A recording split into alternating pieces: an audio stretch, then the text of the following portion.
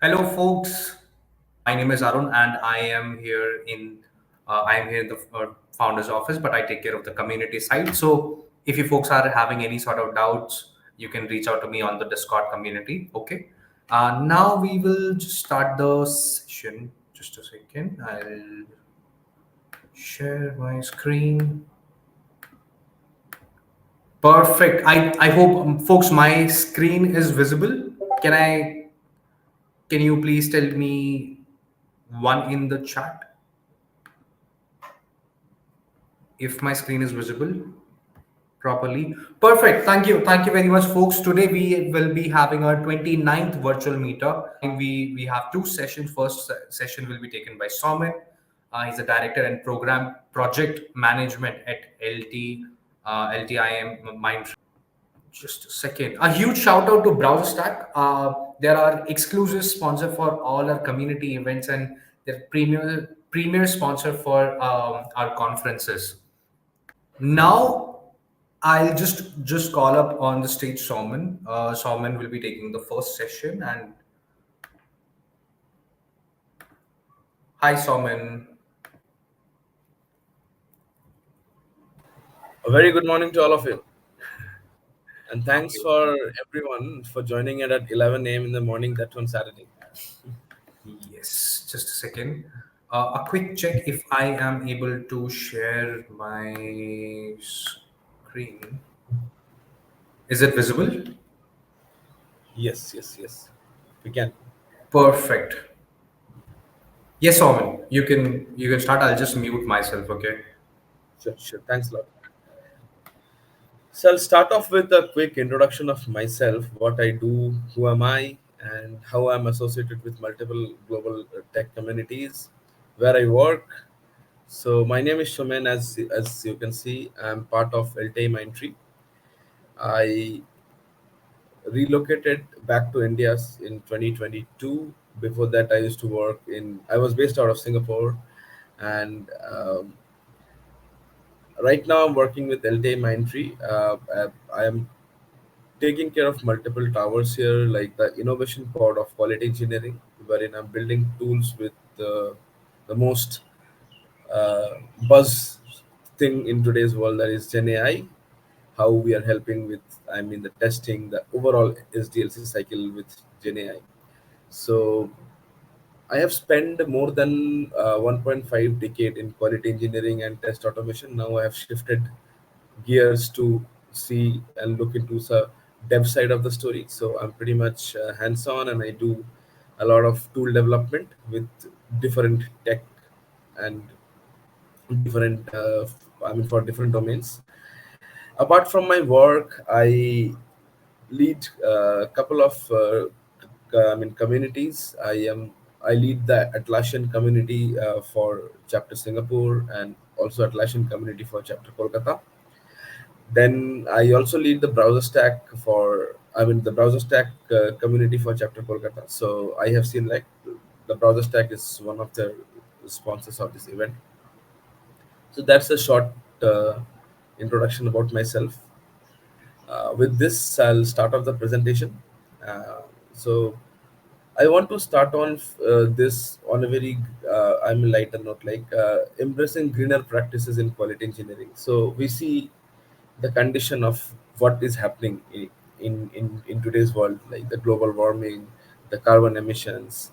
So everyone is trying to contribute their best to make sure we reduce those emissions, we reduce those uh, footprints.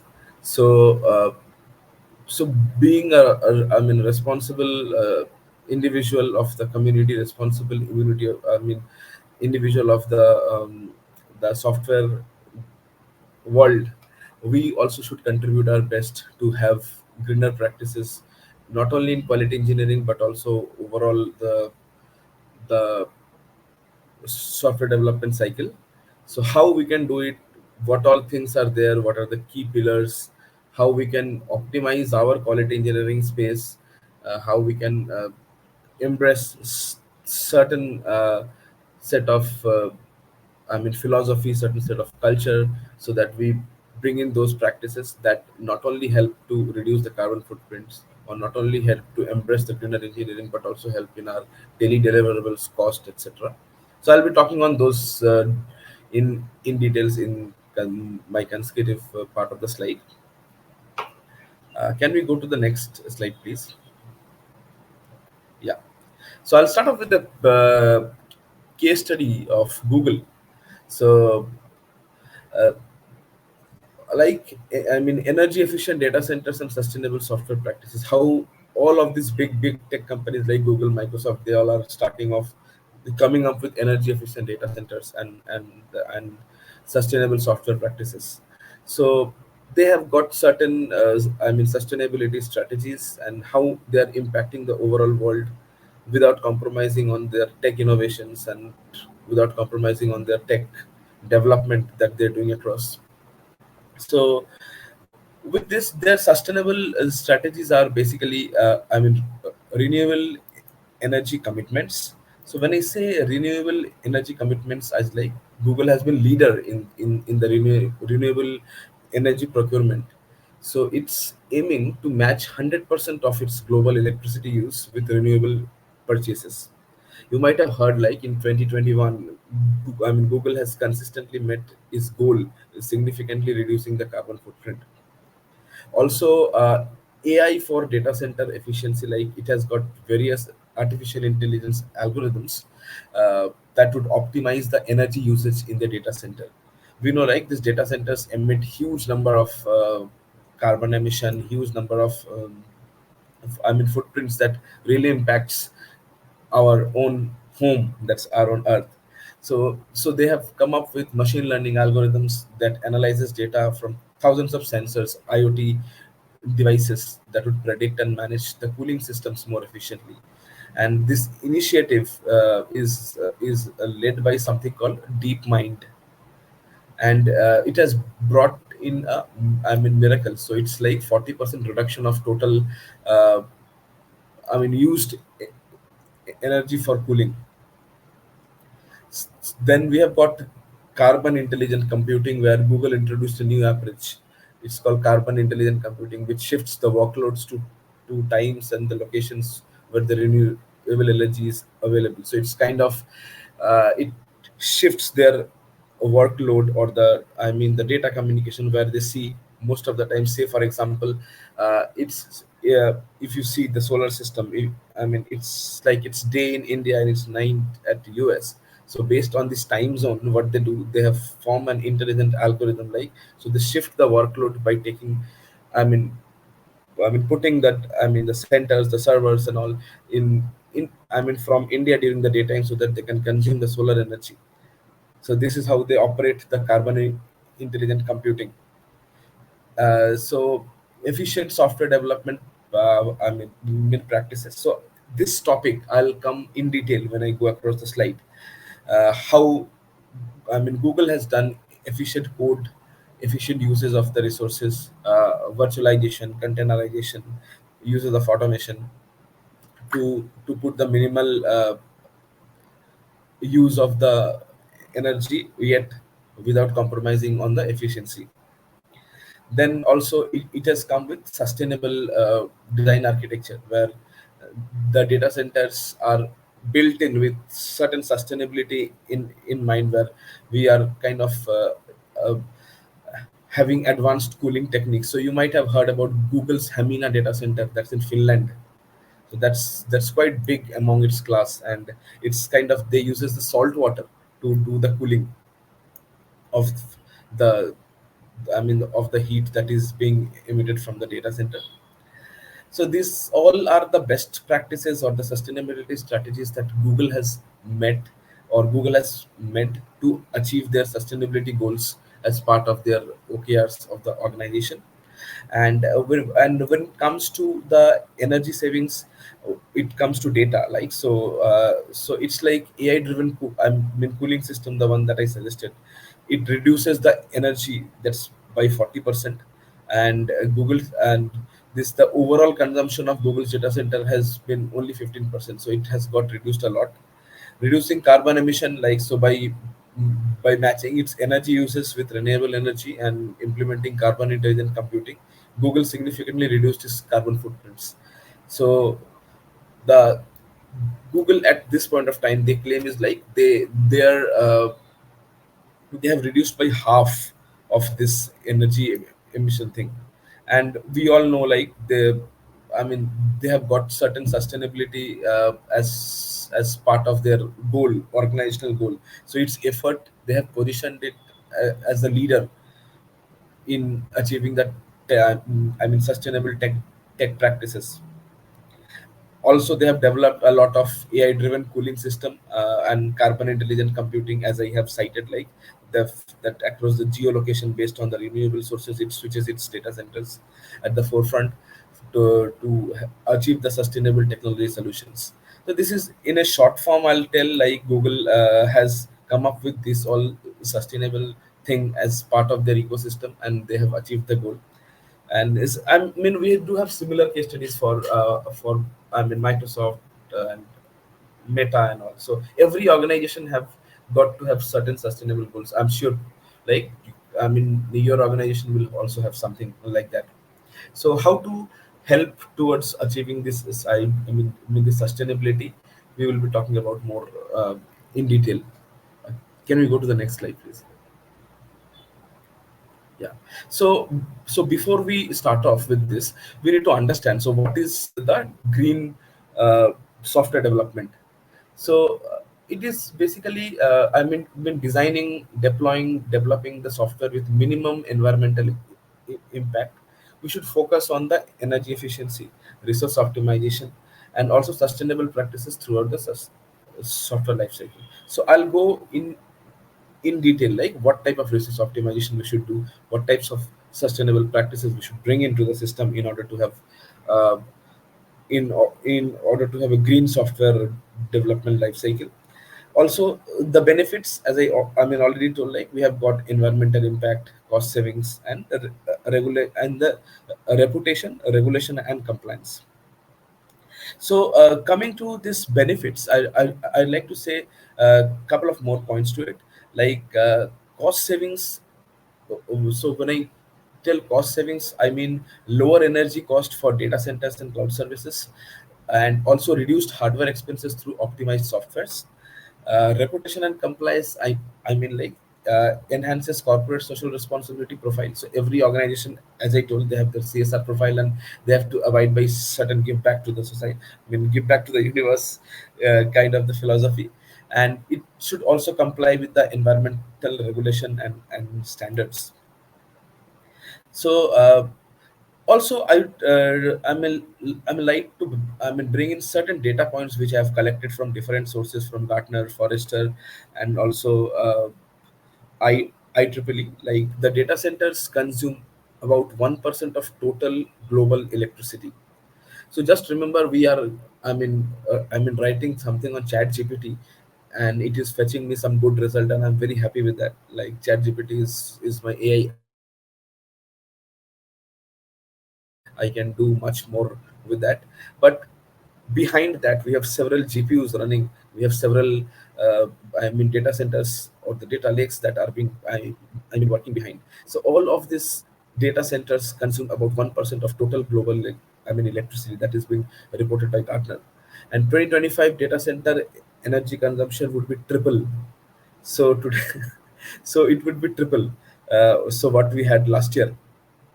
And also, coming to e-waste or the electronic waste, is like 50 million tons of e-waste generated globally each year. And that is through this ICT, ICT companies. And only 20% of uh, e-waste are properly recycled. Rest 80% stay inside and do various type of harms that we already know. Carbon emission, the ICT sector is responsible for 2 to 3% of global CO2 emission. And this data we have got from Green Software Foundation. Potential to reduce the emission by 45% with energy efficient software practices. So you can see, like, how we are and where we are heading to with these numbers. So definitely we must, all of us being part of this software development community, software development ecosystem. We have to play our part in doing the greener practices of software engineering and and the software development. I'll go to the next slide. Arun. Yeah. So we spoke about what is greener software development and what is its impact. Now we will speak about the key principles of building this greener software development. So this this entire facet of this building green software development is based on three major pillars like energy efficiency, resource optimization, and sustainable practices. So in energy efficiency, how we can contribute to that is like optimize the code. So we should use efficient algorithms to reduce computational power and energy computation. So optimized code can reduce 50% of your energy usage. I will go in detail when we talk of how we can have this greener practices in software engineering in the I mean quality engineering in my consecutive slide, like how we are going to optimize the code. Coming to efficient data centers, so utilize data centers with energy efficient hardwares. So and again I have got a data point for that, like energy efficient data center can lower power users effectiveness up to 1.2. So that's an index that we measure for the power users effectiveness. Resource optimization, like we should use the minimize hardware requirements that would reduce the need of the frequent hardware upgrades. So I'll give you a typical example. We might do all cross browser testing or cross platform testing. So earlier, before this online, I would not name any of the platform here, but yeah, so there are many readily available platforms which does support the SaaS model of doing a cross browser testing where they will give you different credits and set of devices that can be leveraged to do the test. But earlier, when this all cross-browser testing and cross-platform testing started, what we used to have, that we used to buy devices, we used to buy different systems, and then we used to connect our tests and our laptops physically with those, and we used to run those test cases. Then came emulator and simulator, and then came this SaaS platforms. So this is another a good initiative that would reduce the optimization of the hardware resources. So the prolonged hardware life cycle, and with this optimization, what we can see is that the prolonged hardware life cycle by 2 years and cut the e-waste by 30%. This data we have got from Forrester.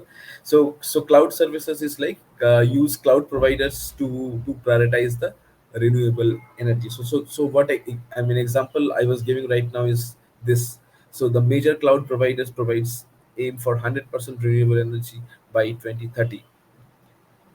Then the sustainable practices is for uh, sustainable DevOps.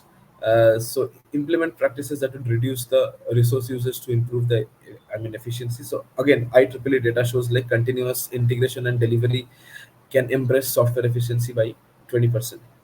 So one with respect to quality engineering, I'll say we do batch executions, we do parallel executions, so that can also help me to reduce my time to market, to reduce my QA cycle, and also to contribute to towards the sustainable practices towards the green software development. And the last point, coming to the sustainable practice, I think many of you would like it much. That is remote work. So promote remote work to reduce the commuting emissions. So remote work can decrease the company's carbon footprints by 25%. That's the global workforce analytics. Yeah. So I'll go to the next slide. So Anuj and Shashank, shall I take the questions later, or I can take in between as well?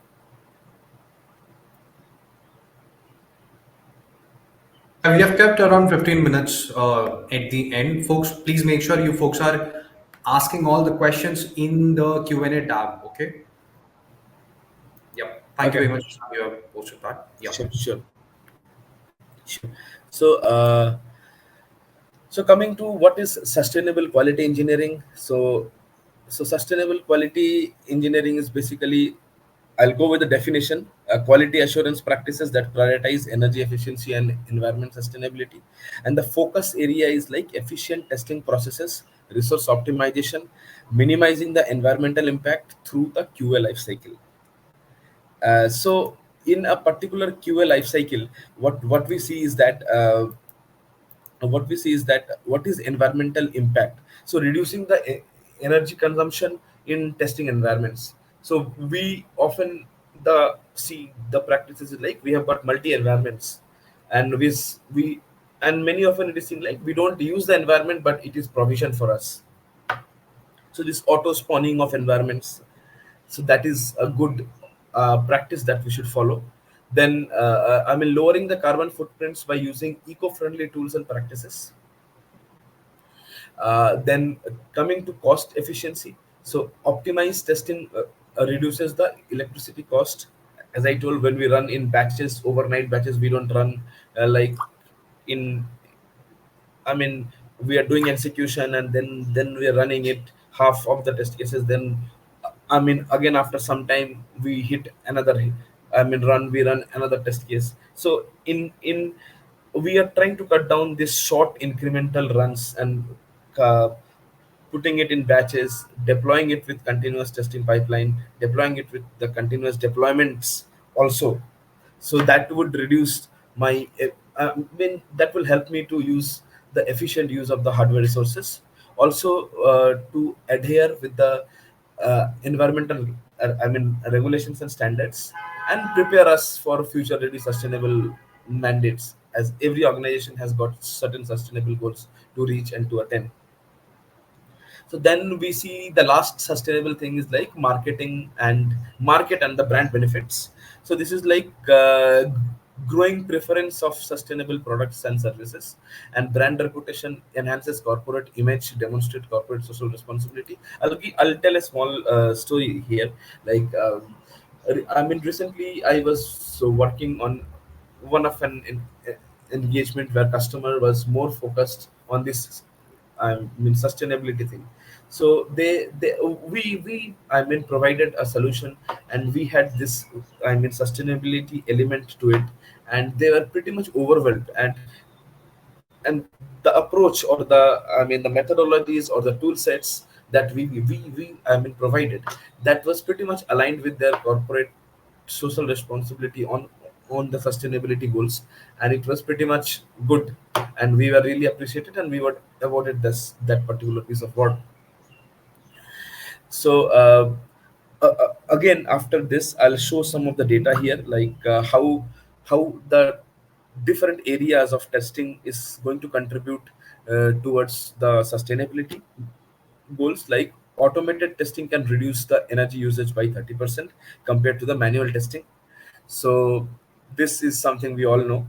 So cloud-based testing environment can use up to 80% of less energy compared to the traditional on-premise setup. The one that example I gave, like earlier we had got those devices we used to connect and then we used to run it. Then is the carbon emission footprint. Like efficient QA practices can cut the carbon emission by 20%. Leveraging renewable sources for testing infrastructure can help to reduce the environmental impact. So in many cases, I would say this leveraging renewable energy. So being into service industry and being into product industry for a long tenure here, what I feel is like this is a limited option for most of us, because in India we don't have that level of infrastructure where we see we could leverage the renewable sources of energy to spawn up the testing infrastructures. Yeah, but again, when we rely on the hyperscalers like Google, AWS, and Azure, we see they are following that. So indirectly we are, I mean, consuming and contributing to their sustainability goals as well. Cost savings is like company adopting sustainability QA report 15% reduction in the operational costs. Also, optimizing test cycles and environment leads to significant reduction of the energy bills. So again, so these are all related to how we can save cost with this. I mean, quality with, I mean, by bringing in sustainability in this quality engineering space. Can we go to the next slide, please? So in order to achieve the sustainability, we have got certain strategies that we need to follow. So we need to think on three typical towers. I'll again, three is my favorite number, so I try to segregate in three parts. So three tower. One is like the energy consumption, efficiency, efficient testing practices, and the greener tools and techniques.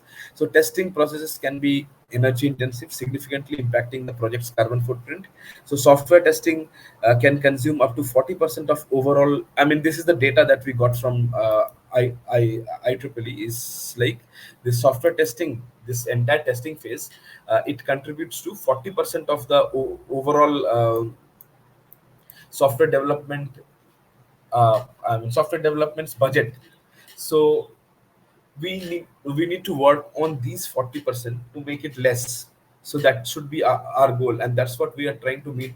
And with these three strategies in place, one is by consuming energy efficiently. Second is like efficient testing practices, so use of virtualization and clouds computing to optimize the resources. So we already, I mean, most of the companies have already started going to cloud, already started and coming up with the SaaS-based products and all those cloud related. I mean, they are already in their digital transformation journey for this cloud enablement. So, so this is also one of the good practice that would help. And if on a whole we say is like the testing is also, following its path. So. Then implementation of CI/CD to reduce the redundant testing effort. So like automated smoke test, automated sanity test, automated end-to-end test. So that can be triggered automatically with the build in place within the pipeline. So again, I'll try to show a data here. Like companies using CI/CD report 20% reduction of energy consumption, uh, as compared to doing the manual validations with smoke tests and sanitary test, and the regression as well. So now it's like green tools and techniques, use utilization of the energy efficient testing frameworks, and automate testing to minimize the manual intervention to lower the energy. Again, I'll come up with the statistics. Like automated testing can cut down the time by 30 to 50%, leading to significant energy savings.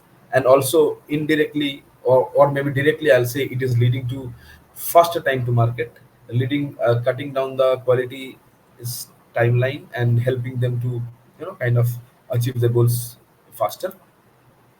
uh, can we go to the next slide, please? So, now specifically, we spoke of the three towers or the three strategies that would help me to achieve the uh, the sustainability goals. Now, coming specifically focusing on this test automation. So, how this test automation is like do more with less automatically. So that is what I feel is like, and how this test automation can bring environmental impact that we have seen in last slide, like 20 to 30% of overall energy savings, and the reduction of the testing life cycle. So it reduces the energy consumption, carbon emission associated with the testing processes, contributes to corporate sustainability goals and environmental responsibility. Coming to the operational efficiency part of it, it enhances speed and efficiency in the testing process, and also optimizes the resources, which leads to cost saving. So, uh, be it the uh, like unmanned execution, or be it the utilization of those servers or those load balancers only when it is needed. So that all things contribute to doing the effective cost savings. And the regulatory compliance is like aligns with increasing regulations on energy use and environmental impact, prepares organizations future of the sustainability mandate. So this is also these three things we should keep in mind when we design this automation, or sustainability with automation. I'll go to the next slide. Yes.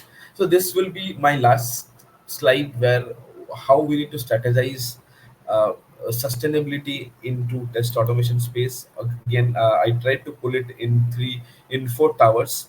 Is like intelligent scheduling, energy efficient algorithms, virtualization and containerization, and dynamic scaling. So to be specific, while calling it intelligent scheduling, I say scheduling test during off-peak hours to take advantage of the lower energy rates and the reduced to strain in the power grids. Batch test execution to optimize uh, the timeline and optimize the resources, I mean utilization. So this intelligent scheduling, we all can be part of this in our respective projects, right? So we know the peak time, we know the off time, we just trigger our test and get some details around it. Then energy efficient algorithms, like use algorithms designed for low energy consumptions, implement machine learning to predict, eliminate unnecessary tests. So we often see like we come up, and there are, I mean multiple tools also. See, you have got a regression test suite, and you need to run the entire regression, say, test suite of 200 test cases. That will take around say 300, 3 to 4 hours maybe. So so bringing in some mechanism in place that will give you the predictive analysis through machine learning is like, I don't need to do run 300 test cases based on the features that are getting deployed to the application. I'll run only 50 test cases that would give me enough test coverage, and I'd be confident enough to make sure like I am uh, developing a good quality software. So this there are, many tools. I'm sure like most of the organization, they have developed their in-house tool also with TensorFlow and neural networks, and it really works well. Coming to virtualization and containerization, so use virtual machines, containers to reduce the physical hardware requirements and enhance resource allocation and efficiency. So I'll tell you a typical example I have used. In a recent past, I'll not tell the company. So I have used their cloud-based execution platform. They are one of the biggest in the world, and they are one of the most expensive as well. So they are called the Ferrari of software. This cloud-based execution. So I really like their one point. Like they give us shared devices. So whatever devices you order in the cradle, so they give you a kind of a shared devices. So you use it, you book the devices, use it. Whenever your usage is done, you just deallocate them. Somebody else will use it. So that's the flavor they're trying to put into the game. Like multiple reusability and effective optimized uses of the hardwares. Then we do dynamic scaling, as I was referring before, like automatically scale testing resources up and down based on the real time demand, like auto spawning of the load balancers, auto spanning of the VMs, where we run to do the execution across multiple threads across as part of the parallel execution. Use cloud-based solutions that offer dynamic scaling to ensure optimal resource use. So this is something that this detailed thing, like this these are the key strategies we should follow to attain sustainable test automation practice in our organization that would help us to contribute towards the organizational sustainability goals. Coming to the next topic, the next slide, I'll speak, I'll not speak much about it. That would be some facts I would like to say. Like intelligent scheduling, the one that I mentioned in my previous slide. Intelligent scheduling can reduce energy uses by 40%.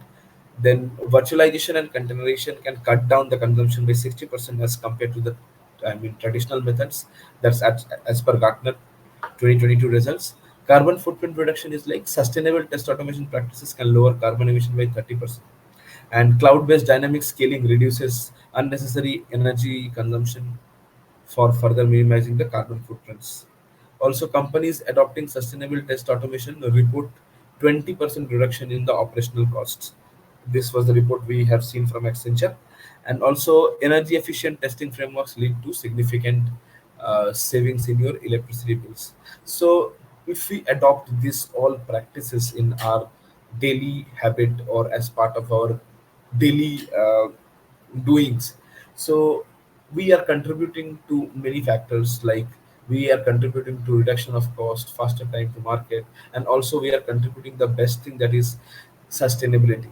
That should be something that would make a bigger impact. So every each step towards this sustainability goal from each one of us can create a big impact in this field of carbon emission and global warming, and also the energy consumptions area.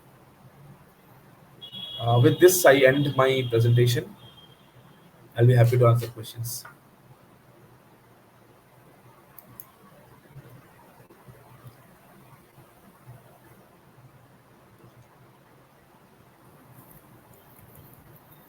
Awesome. I think I'm audible now. Audible and visible to everyone. Perfect. Folks, just to give a quick check, like if the issue was the browser window setting was on mute. Thank you very much, Mohammed, for solving that. Perfect. I'll just check if anyone else has any question. Folks, if you're having any sort of question, please ask in the chat. Oh, sorry, on the Q&A tab, okay?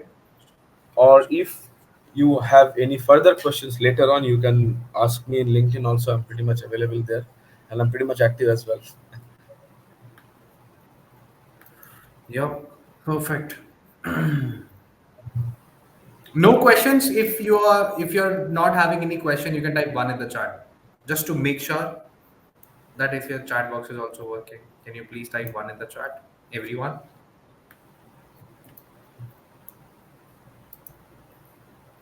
Am I the only one? Okay, thank you very much, Jayesh. Jayesh is working in NCL. Perfect. I think that is awesome. Uh, let me check. No. Folks, please make sure you are not typing 0 and 1 in the Q&A tab, okay? I can see a lot of 0 and 1 in the Q&A tab. Yeah, okay, we got few questions. Question is asked by MM Kishore. He's asking, can you please give an example on how much machine learning can reduce test cases? You're on mute, sorry. So basically, it will help you. So this is a good question. Thanks, Kishore, for asking. So what we do exactly, we have various tool in market, like which does an optimized regression. Say I'll give you a typical scenario. You have got a product that you are going to test, and that products has been divided into multiple epics. So every sprint, you deliver certain stories that is tagged to those epics. So say for example in sprint 5, you are delivering something on module 2. So module 2, so those features are specifically to module 2. However, module 1 3 is not getting impacted with that. So generally the practice is like, we run the test cases based on our gut feeling, like I'll run this test cases that will cover my entire thing and give me the entire coverage.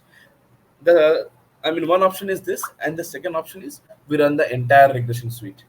That is the second option is most of us follow. We run the entire regression suite. So what are the disadvantages of that? First is like, it's it's not of much use. I'm wasting so much time in running the entire test suite.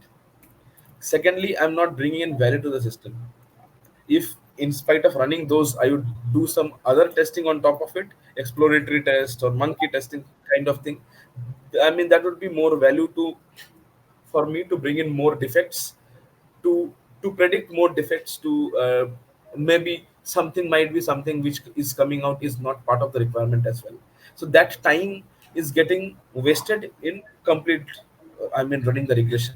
So there are many algorithms that helps you to optimize your regression test suite. So for that, we need a lot of historical data. Is like, what are the user stories we have. So there are many tools. Like in my previous organization, we I was part of that tool development tool. So team. So we had a tool called iOpticore. So that used to give predictive uh, defect analysis, also the predictive regression suite. So based on the history, like from which module more number of defects have come in, from which module the defect density is less. So there are multiple variables that we consider, which are part of those neural networks. So, and we come up with a predictive set of test suite. So now this will reduce the number of test cases in my every cycle, or in other words, I'll say this will give me the right analysis or the right set of executes I mean test cases that needs to be executed at that point of time. Did it answer your question, Kishore? Kishore, can you please type it in the chat if you've got the answer? By the time, folks, I'll pick up the next question. The next question is: how will AI reduce the energy consumption in test design, as it already consumes a lot of energy in retrieving results for the query? So I'll give you here a typical real-time example with generative AI coming into picture. It's all about refined prompt engineering. It's about refined chunking strategy with LangChains. So in my current engagement where I was working for one of the customers, they use to have this manual functional test case generation for all the user stories. So whatever user story they used to get in whatever format, as we know, like BAs don't follow a specific format. There's a common problem. Someone following Jerkin, someone following some BRD kind of thing. So the time it took to come up with the test cases was like say 7 days for a particular module. I'm just making a number here. So 7 days for a particular module for say 5 stories, where I am trying to figure out and cover all those positive cases, negative cases, edge cases, so that I don't miss around any of my test coverage. I don't compromise it. But now with introduction of AI, with right prompt engineering, with right prompt catalog, with right refactoring of the stories and putting it to Gemini and getting the output, what we see is that we are getting those all set of test cases within say 5 minutes. So you are contributing to saving your effort here in terms of the utilization of the resources, utilization of the VMs, utilization of uh, electricity, utilization of other consumables that is contributing towards the carbon footprint or that is contributing towards the global warming.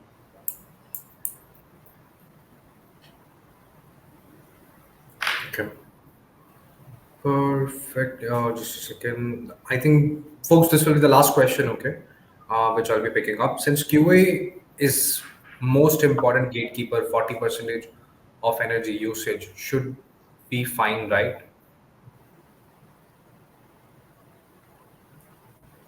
Since QA is most important gatekeeper, 40% of energy uses. So this is one of the data that we have come up from Gartner, or I think Forrester. Yeah. So this is one of the data that we see as part of this survey. But we always have chances to bring it less. Yeah. So how less, the methods that I have shown, like containerization, effective strategy for making an artificial intelligence so that you can reduce your cycle time, you can reduce your test resource utilization, then sharing of the devices in cloud, using SaaSified service, etc. Perfect. Awesome. I think that is it for the first session. Thank you very much, Oman, for coming.